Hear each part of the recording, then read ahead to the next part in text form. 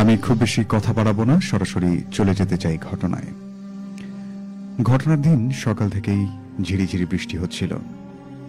আমি গাড়িতে বসে আছি, হঠাৎ আমার ফোনে একটা কল আসে। আমি কলটি রিসিভ করি। ফোনের ওপাশ থেকে একজন লোক বলে উঠল, একটি লাশ পৌঁছে দিতে পারবেন? আমি বললাম, জি পারবো, কিন্তু কোথায় পৌঁছে দিতে হবে? লোকটি তখন বলল, কবরস্থানে। আমি চমকে উঠলাম আর বললাম, আরে ভাই মজা নিয়েন না তো, জায়গার নাম বলেন। লোকটি তখন বলল, কেরানীগঞ্জের কুসুমপুর। আমি বললাম, ঠিক আছে, ভাড়া কিন্তু একটু বেশি দিতে হবে, কারণ ওদিকে রাস্তাটা ভালো নয়। লোকটি বলল, ঠিক আছে, আপনাকে আমি 10,000 টাকা দেব। লোকটির কথা শুনে আমি একটু অবাক হলাম, কারণ ওই রাস্তার যে ভাড়া তার থেকে প্রায় 3 গুণ বেশি টাকা উনি আমাকে দিতে চেয়েছেন। তাই আমি আর কিছু না ভেবে হ্যাঁ বলে দেই। আমি মর্গের ভেতর যাই এবং লাশটি আমার গাড়িতে তুলি। লাশটি একটি মেয়ের ছিল। বলে রাখা ভালো, মেয়েটি অ্যাক্সিডেন্টে মারা যায়। ভাইয়া, লাশটি 2 দিন পুরনো হলেও এখনো লাশের গা থেকে টপ টপ করে রক্ত ঝরছে। লাশের ওপরে যে সাদা চাদরটি ছিল সেটিও রক্তে ভিজে গেছে। আমি লাশটি গাড়িতে তুলে নিয়ে কেরানীগঞ্জের উদ্দেশ্যে রওনা হই। আমি শহরের রাস্তা দিয়ে সারাদিন গাড়ি চালাই, কিন্তু এই প্রথমবার কোনো গ্রামের রাস্তায় লাশ নিয়ে যাচ্ছি। এখন প্রায় বিকেল 4টা বাজে। আমি প্রায় 4 ঘন্টা ধরে ড্রাইভ করছি। ড্রাইভ করার এক পর্যায়ে শরীরটা ক্লান্ত লাগছিল, তাই রাস্তার পাশে একটি হোটেলে গাড়িটি দাঁড় করাই এবং সেখানে হাতে মুখে পানি দেই, দিয়ে আবারও গাড়ি চালাতে থাকি। এ পর্যন্ত সবকিছু ঠিকঠাক ছিল, কিন্তু বিপদটা ঘটল এশার নামাজের পর। তখন শহর থেকে প্রায় অনেকটা দূরে চলে এসেছি। গ্রামীণ রাস্তা, রাস্তার দুপাশে যত দূর চোখ যায় শুধু ফাঁকা মাঠ, রাস্তার পাশ দিয়ে বড় বড় তাল গাছ, সেই সাথে ঝিরিঝিরি বৃষ্টিও হচ্ছে। হঠাৎ আমি খেয়াল করলাম আমার গাড়িটি কেন জানি ভারী হয়ে গেছে। আমি কিছু মনে করলাম না, গাড়ির স্পিড আরো বাড়িয়ে দিলাম। কিন্তু আসল বিপদ ঘটল ওই গ্রামেরই কালী মন্দিরের সামনে এসে। হঠাৎ আমার গাড়ির ইঞ্জিনটি বন্ধ হয়ে যায় এবং এই কারণটা দেখে আমি অজানা একটা ভয় পেয়ে যাই, কারণ অচেনা জায়গা, আবার মন্দিরের সামনে। তো আমি গাড়ি থেকে নেমে গাড়িটির বনেটের ঢাকনা উপরে তুলতেই বনেটের ভেতর থেকে ধোঁয়া বের হতে থাকে। আমি কিছু বুঝতে না পেরে মন্দিরের গেটের সামনে যাই এবং সেখানে বসে পড়ি এবং ভাবতে লাগি কি করব এখন। কিন্তু হঠাৎ একটা আওয়াজে আমার চিন্তা ভাবনাটি হারিয়ে যায়। কেউ আমায় অ্যাম্বুলেন্সের ভেতর থেকে বলছে, আজ তোকে কে বাঁচাবে? এই কথাটি শুনে আমি ভয় পেয়ে যাই এবং ধীরে ধীরে অ্যাম্বুলেন্সের দিকে এগোতে থাকি। তখন আমার গায়ের পাশ দিয়ে একটা গরম হাওয়া বয়ে যায়, আমার শরীর ঘামতে থাকে। আমি তারপরও ধীরে ধীরে অ্যাম্বুলেন্সের দরজাটা খুলি। এরপর আমি যা দেখি, আমি দেখি মেয়েটি হাওয়ায় ভাসছে। আমি এই দৃশ্য দেখে নিজেকে সহ্য করতে না পেরে সেখান থেকে একটা শরীরের সমস্ত শক্তি দিয়ে দৌড় দেই। দৌড়াতে দৌড়াতে একটা বট গাছের নিচে আসি এবং একটা সময় সেই বট গাছের নিচে এসে একটু বসে পড়ি। হঠাৎ সেখানে তুমুল বাতাস ওঠে। আমি আরো ভয় পেয়ে যাই। এমন সময় আমার কাঁধে কারো একটা হাতের স্পর্শ অনুভব করলাম। আমি পেছনে ফিরে তাকাতেই আমি দেখতে পাই একজন বৃদ্ধ লোক। আমি তাকে জিজ্ঞেস করি, চাচা, এখানে কি কোনো গ্যারেজ আছে? তিনি আমাকে হাসতে হাসতে উত্তর দেন, বাবা, এই গ্রামে গ্যারেজ কোথায় পাবে তুমি? আমি চাচার কথা শুনে একটু চিন্তার মধ্যে পড়ে যাই এবং অন্যমনস্ক হয়ে যাই। একটু পর আমি ওকে জিজ্ঞাসা করতে যাব, এখানে কি কোনো থাকার জায়গা আছে? আমি পেছন ফিরে দেখতেই দেখি উনি কোথাও নেই। আমি আরো ভয় পেয়ে যাই। আমি চাচা চাচা বলে ডাকতে থাকি, কিন্তু আশেপাশে কোথাও চাচাকে দেখতে পাই না। আমি রাস্তার দিকে এগোতে থাকি। অনেকক্ষণ হাঁটতে হাঁটতে দেখতে পাই অনেক দূরে একটা আলো জ্বলছে। সাত-পাঁচ না ভেবে আমি আলোটির দিকে ধীরে ধীরে অগ্রসর হতে থাকি। যত এগোচ্ছি আলোর তীব্রতা তত বৃদ্ধি পাচ্ছে। আমি কাছে যাওয়ার পর দেখতে পাই একটা বাড়ি, এবং বাড়িটির সামনে যতই যাই তত আলোর উজ্জ্বলতাও বাড়তে থাকে। এমন সময় যখন বাড়ির সদর দরজার সামনে আসি, দরজাটি আপনা আপনি খুলে গেল। কোনো কিছু না ভেবেই মোহের মতো আমি বাড়ির ভেতর প্রবেশ করি। আমি সেখানে প্রবেশ করার সঙ্গে সঙ্গে দেখতে পাই একটা ছিন্ন কাটা মুন্ডু আর একটা আলাদা শরীর হেঁটে বেড়াচ্ছে। সেই ছিন্ন মুন্ডুটি আমার দিকে তাকায় এবং আমার দিকে অগ্রসর হতে থাকে। আমি এতটাই ভয় পেয়ে যাই, আমার পালানোর শক্তিটুকু আমার ভেতর থেকে হারিয়ে যায়। ছিন্ন মাথাটি আমার দিকে এগিয়ে আসতে থাকে। আমি তখন ভয় পেয়ে স্নায়ু চাপে অজ্ঞান হয়ে যাই সেখানে। এরপর আমার জ্ঞান ফিরে আমি নিজেকে আবিষ্কার করি কোনো এক বুড়ি দাদিমার ঘরে। আমার গায়ে প্রচন্ড জ্বর। আমি সবকিছু খুলে বলি তাকে। তিনি আমার জন্য গ্রামের এক হুজুরকে ডাকেন এবং হুজুর আমার কাছে সবকিছু শোনেন এবং সে অনুযায়ী আমাকে একটি তাবিজ এবং পানি পড়া দেন। 3-4 দিন পর আমার জ্বর ভালো হয়ে যায়। এরপর থেকে আল্লাহর রহমতে এখন পর্যন্ত সুস্থ আছি। এটি ছিল আমার প্রথম ঘটনা। ভালো লাগলে পড়ে শোনাবেন, ভুল ত্রুটি হয়ে থাকলে সবাই ক্ষমা করবেন। আল্লাহ হাফেজ।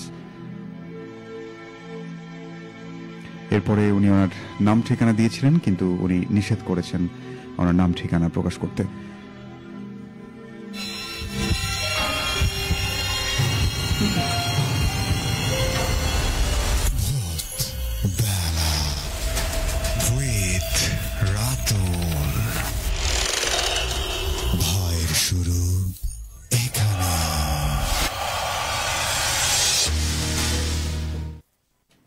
তো আর কথা বাড়াচ্ছি না, এই পর্যায়ে আমি চলে যাব আমাদের আজকের বিশেষ একজন মানুষের কাছে, যাকে আপনারা সকলেই চেনেন এবং আপনাদের অনেক পছন্দের একজন মানুষ।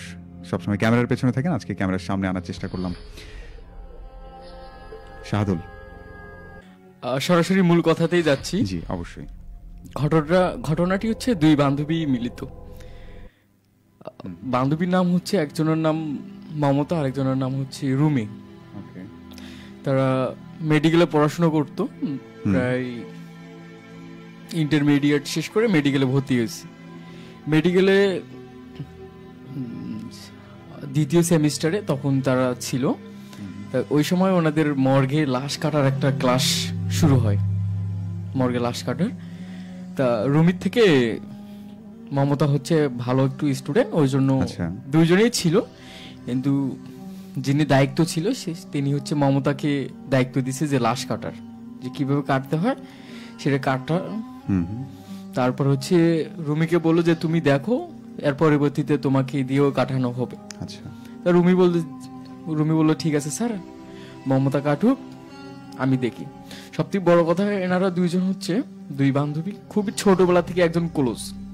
সেই ব্রাক থেকে প্রাইমারি, হাই স্কুল, কলেজ শেষ করে মেডিকেলেও একসাথেই আছে। এবং মেডিকেলে যেখানে মেসে থাকে সেখানেও একই রুমে থাকে, এক বিছানায় থাকে, একসাথে খাওয়া দাওয়া সবকিছু করে। তাই যেদিন ওনাদের মর্গে লাশ কাটার সময়, সেই দিনটাও ছিল আজকে যে আমাদের যে দিনটা অনুষ্ঠানে, বৃহস্পতিবার, সেই দিনটাই ছিল।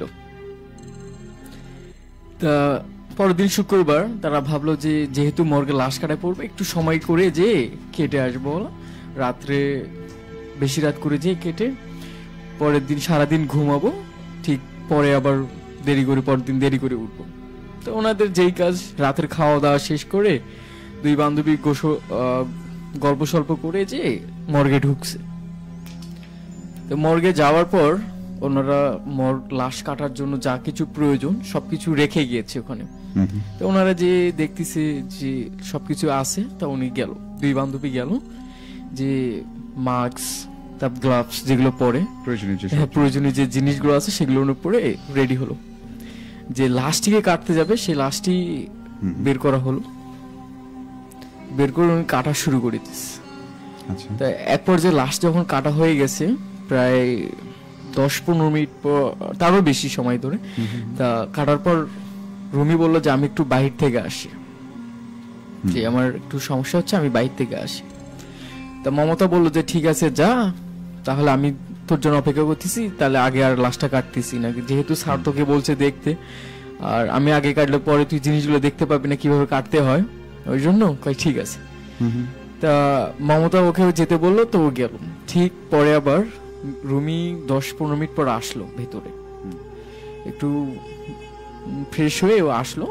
মমতাকে বললো যে কিরে লাশ কি কাটছিস তুই?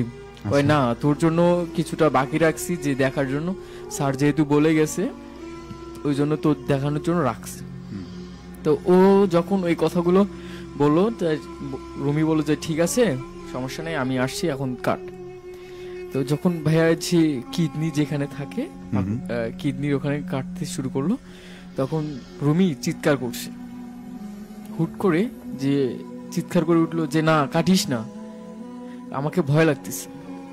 মমতা বললো যে না আরে কিছু হবে না, স্যার তোকে বলছে না দেখতে, না দেখলে কি হবে, দেখ, না দেখলে কি শিখতে পাবি, ভয় করলে কি কখনো মর্গে এসে লাশ কাটতে পাবি, আমাকে দেখ, আমি সাহস করে আসছি কাটার জন্য। ওই রুমি বললো যে ঠিক আছে আমি কাটতেছি, দেখতেছি তুই কাট। ওই কথা শুনে মমতা কাটা শুরু করলো। মমতা কাটতে কাটতে এক পর্যায়ে যখন দুটো কিডনি যখন কাটা হলো পাশে সাইড দুটো, তখন কিডনি বের করে নিয়ে তারপর যখন আবার মেইন যে জিনিসগুলো মাথার মস্তিষ্ক যেগুলো বের করে নেয় সম্ভবত, তো কিছু জানি না আমি, আর ঘটনা অত কিছু বলেই নেও আমাকে। পরে কাটার শেষে তা ওনারা বললো যে এখন তো লাশ পুরোপুরি কাটাই শেষ, সিলাই করার মুহূর্তে যখন সিলাই দুইজনে সিলাই শুরু করলো, তো ওই সময় মমতা বলতেছে আমার যেন কিরম লাগতেছে, মমতা বলতেছে ওই সময়। রুমি বলে আরে তুই না আমার থেকে বেশি সাহসী, তোর আবার কিরম লাগতেছে? রুমি মমতা বলতেছে আরে না সত্যি আমার খুব যেন খারাপ লাগতেছে, মনে হচ্ছে লাশটা খুব চিৎকার করতেছে এমন ব্যথার চোটে যন্ত্রণায়, যে আমাকে কেটো না, আমাকে সেলাই করো না, আমাকে ছেড়ে তো, এইরকম একটা মনে হচ্ছে। রুমি বলে আরে তোর এসব ভুল ধারণা, এসব কিছুই না, কতজনে লাশ কাটে কিছুই হয় না, তুই কাটতে আসছিস দেখি এইসব মনে হচ্ছে।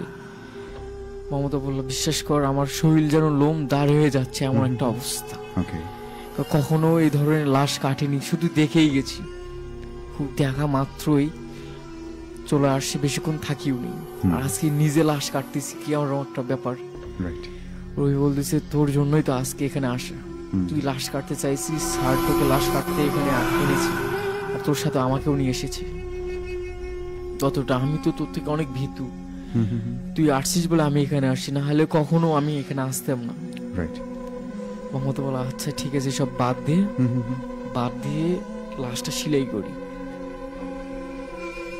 লাশটি ভাইয়া কাটা পড়ে গেছিল, রেলে কাটা পড়ে গেছিল, রেলে কাটা পড়ে ছিন্ন বিচ্ছিন্ন হয়ে গেছিল একদম, পা হাত পা শরীরের অঙ্গ প্রত্যঙ্গ সবকিছু ছিন্ন বিচ্ছিন্ন হয়ে যাওয়ার পর তখন এই কাটছে মর্গ করছে। পরে যখন সিলাই করা শুরু হয়ে গেছে, সিলাই করছে, সিলাই করার শেষে তা মমতা বললো যে আমার জন্য বাইরে থেকে পানি নিয়ে আয়, আমি একটু পানি খাবো। তো রুমি বললো ঠিক আছে আমি পানি নিয়ে আসতেছি। যে রুমে পানি আনতে গেছে, পানি আনতে গেছে বাথরুমের ওখানে, তা রুমি দেখে কি যে একটা ছায়া দেখে চিৎকার করে দৌড়ে আসছে মর্গের লাশ ঘরে, পানি না নিয়ে চিৎকার করে আসছে, বলতেছে মমতা আমাকে বাঁচা, বান্ধবী আমাকে বাঁচা, কে যেন আমার পেছনে আসে, আমাকে চেপে ধরতেছে, আমার কাল্লা মানে মাথা চেপে ধরতেছে, এরকম একটা মনে হচ্ছে। মমতা বলতেছে তোর খালি দুনিয়ার ভয় ভীতির আলাপ, যেখানে যাস সেখানে শুধু ভয় ভয় করিস, আমার জন্য পানি আনছিস কই? আমি পানি আনতে পারিনি, পানির বোতল ওখানেই পড়ে গেছে আমার জন্য। তো মমতা বললো যে ঠিক আছে তুই এখানে থাক, আমি যে পানির বোতলটা নিয়ে আসতেছি। রবি বললো না আমাকে রেখে এখানে যাস না, আমি ভয়ে কাতরে অবস্থা, আমার খুব খারাপ হয়ে গেছে, আমি এখানে থাকলে আরো জানি না, হ্যাঁ বেশি করে ভয় পাবো, জানি না আমি কি হয়ে যাবো আমার। মমতা বললো যে ঠিক আছে তুই আমার সাথে আয়, একসাথে যা পানির বোতল নিয়ে আসি। তো রুমি বললো ঠিক আছে চল আমার সাথে চল, গেল দুইজনে, মমতা আর রুমি গেল, যে পানির বোতল নিল। তা রুমি বলতেছে এই জায়গায় দেখাই দেখ কে যেন সামন দিয়ে তোর সামন দিয়ে দৌড় মারলো। মমতা বলতেছে এ না কিছু না, আমাকে পানি খেতে দে। আচ্ছা তা পানি ওখানে পানি ভরায়া বোতলে ভরে পানি খেলো এবং এক বোতল পানি সহকারে ভেতরে নিয়ে গেল মর্গের ভিতরে। আচ্ছা আচ্ছা নিয়ে যে লাশটা সিলাই করা অর্ধেক বাকি ছিল, বাকিটা সেটা ওনারা দুই বান্ধবী মিলে সেলাই করতে শুরু করলো। আচ্ছা তো এক পর্যায়ে ওনার ঘড়ির সময়টা দেখে প্রায় 2:30 মতন বাজে। হুম হুম হুম, তো ওনারা বললো সেই 11টার সময় ঢুকছি, এখন বাজে রাত 2টা, হুম, 2:30টার মতন বাজে। এখন প্রায় সেই 2 ঘন্টা 2.5 ঘন্টা ধরে এখানে আছি, নিস্তব্ধ সুশাসন, কোনো শব্দ নেই, কোনো গাড়ি ঘোড়া হর্ন নেই, একদম যেন শ্মশানের মতো হাহাকার করতেছি, নিধুয়া পাথরের মতন, মরুভূমির মতো। তুমি বলো যে তাড়াতাড়ি করে আমরা ঘুমাতে যাই, আবার 2-2.5 ঘন্টা পর ফজরের আজান দিবে, তখন আবার ঘুমও ধরতে চাইবে না। হুম, তো মমতা বলছে ঠিক আছে চল লাশটা সেলাই করি। লাশ সেলাই করার পর, লাশ সেলাই করা শেষ, তা দুজনের ভিতর মানে একটা দ্বন্দ্বর মতন সৃষ্টি হয়ে গেছে যে না আমি ভালো সেলাই করছি, তুই ভালো সেলাই করছিস, তো দুইজনে এর তর্কাতর্কি করতেছে। ওকে, তো এক পর্যায়ে দুইজনের ভিতর একটা ছায়া চলে আসে, অন্ধকার হয়ে যায়। হুম, তা রুমি মনে করছে যে মমতা চলে গেছে, আমি দুয়ারটা দিয়ে চলে যাই, মর্গের দুয়ারটা। হুম, তারপর মমতা মনে করছে যে রুমি চলে গেছে, আমি দুয়ারটা দিয়েছি, এরকম একটা। পরে রুমি যখন হচ্ছে চলে গেল ভেতরে, তারপর যখন রুমি বের হয়ে গেল, দিয়ে মর্গের দরজাটা লাগিয়ে দিয়ে দিস। হুম, পরের দিন শুক্রবার, সারাদিন কোনো খোলাখুলি নেই, মর্গের দরজা কোনো খোলা থাকবে না, বন্ধ থাকবে। ঠিক সকাল শনিবার দিন খুলবে মর্গের। তো পরের দিন কোনো খোঁজ খবর নাই, সবাই মমতাকে খোঁজে যে মমতা কোথায়, বাড়িতে ফোন দেয় যে মমতা কি বাসায় গেছে, কয় না। তা বাসার লোকজনও চিন্তায় পড়ে গেছে যে মমতা কোথায় গেল হুট করে, একসাথে লাশ কাটলো। এই পর্যায়ে যখন দেখে যে না, ঠিক পরের দিন শনিবার সকালে যখন লাশ ঘরে দরজা খুলতেছে, দেখে মমতা ওখানে একটা আক্রমন্ত প্রাণী, যে হিংস্র প্রাণী হয় জি, ওই অবস্থার মতন ওখানে আছে। হুম, হুম, হুম, মাথার চুল সাদা হয়ে গেছে, একদম মুরব্বীদের মতন হয়ে গেছে চুল। হুম, যে যাচ্ছে তাকে আক্রমণ করতেছে, অ্যাটাক করতেছে, সবাইকে হাসরে হুসরে শেষ করতেছে এমন একটা আচ্ছা আচ্ছা, অবস্থা। যিনি খুলতে গেছিল দরজা, যিনি দরজা খুলতে গেছে উনি দেখতে গেছে যে কি হয়েছে, পরে ওনাকে হাসরে ওনার গাল চোখ মানে সম্পূর্ণ কিছু ওনার ক্ষত বিক্ষত করে ফেলেছে নখ দিয়ে। তো ওনারা যখন দেখতে পেলো যে এর অবস্থা খুব খারাপ, তখন মিলিকে ডাকলো, মিলি বলে রুমিকে ডাকলো, আচ্ছা, যে রুমি আসলো, এসে বলতেছে দেখো তোমার বান্ধবীর কি অবস্থা, তুমি তোমার বান্ধবীকে রেখে কই গেছিলে। আর আমি তো মনে করছিলাম মমতা বাহিরে গেছে, ওই জন্য আমি দরজা দিয়ে চলে গেছি। তো এই যে পরে বলতেছে স্যার আমি তো জানি না এই ধরনের ঘটনা। পরে আমি অনেক খোঁজাখুঁজি করছি, আর বাসাতে ফোন দিছি যে মমতা গেছে কিনা, বাসার লোক তো সেরকম ভাবে বলতে পারে না যে গেছে কিনা। পরে যখন দেখতেছে যে না এইসব হচ্ছে না, পরে যে যাচ্ছে তাকে অ্যাটাক করতেছে, আহত করতেছে।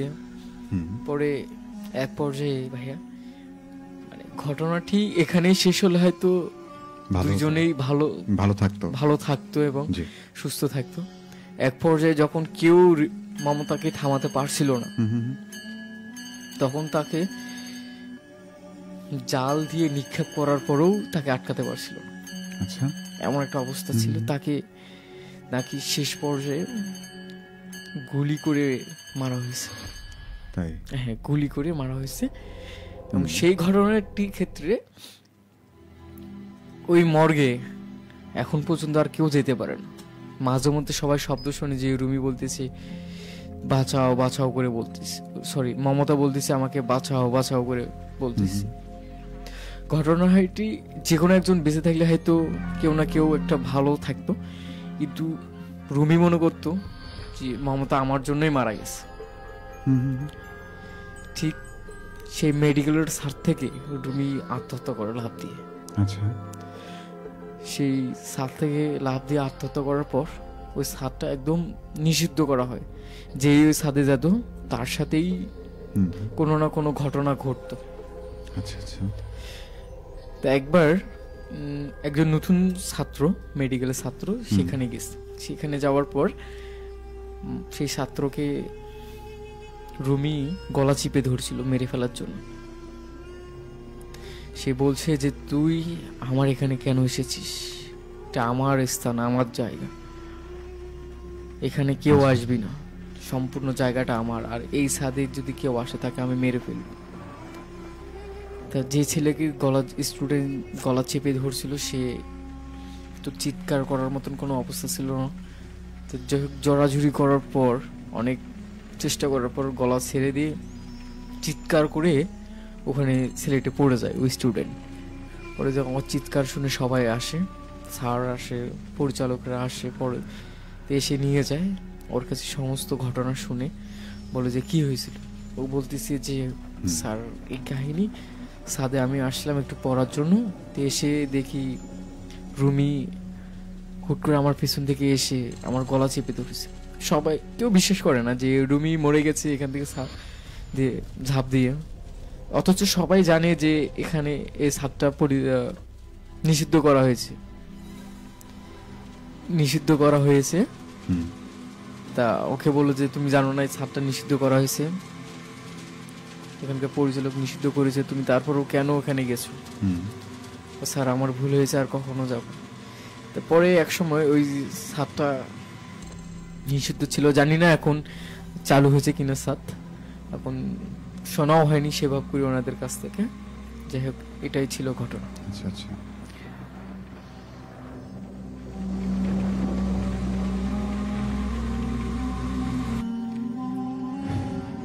Thank you so much. আমরা শুনাইলাম আমাদের সকলেরই পছন্দের শাহাদুল ভাইয়ের কাছ থেকে ঘটনা।